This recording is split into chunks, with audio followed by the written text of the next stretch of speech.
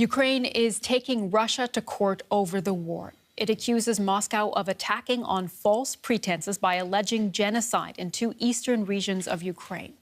Russia has not sent a delegation to the two-day hearing at the International Court of Justice. Kyiv wants the UN body to order an end to the invasion. Rulings issued by the court are binding, but there are no means to actually enforce its decisions. A provisional result is expected within days. And our correspondent, Barbara Wesel, is following the story for us from Brussels. Hi, Barbara. Can you tell us more about the opening statement that Ukraine has now delivered in this case? Yeah, we just heard the leading lawyer for the Ukrainian side give this statement, and he said, Russia, lay down your arms. Why do we not settle our differences like civilized nations do in front of this court? However, as you said, the Russian side didn't appear, but this was his appeal. And he said, we stringently deny the allegation of genocide. We have nothing to do with that. Nothing like that happened in the eastern part of the country, in the area of Donetsk. Do show us your proof.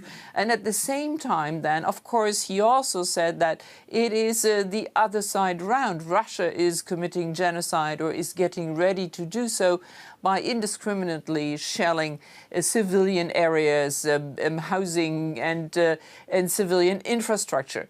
And so this is the basis of this case, and it was outlined by the Ukrainian side. And of course, now a lot of legal arguments are continuing. But it's at the heart of this. Russia accuses Ukraine. Ukraine says, no, we absolutely did nothing like this. But you are the real aggressor here, and you are on the way to commit genocide on the Ukrainian people. Russia is denying all of those allegations, we should say. What evidence is Ukraine presenting in this case? I mean, evidence for that their allegations are not that hard to find these days. I mean, there is endless footage of journalists, endless footage of civilians, footage, of course, also by the Ukrainian military and government officials that show that a lot of civilian areas and housing blocks and schools and kindergartens and everything, hospitals even, have already been shelled by Russian troops.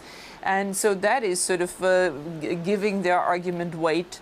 And they are appealing to the court for a quick decision, because what they want is a measure, a so-called immediate measure, that the court orders Russia to stop. Now, Russia will not listen, but this is a legal struggle that we are witnessing here. Barbara, very quick last question. Why is Ukraine taking this legal path?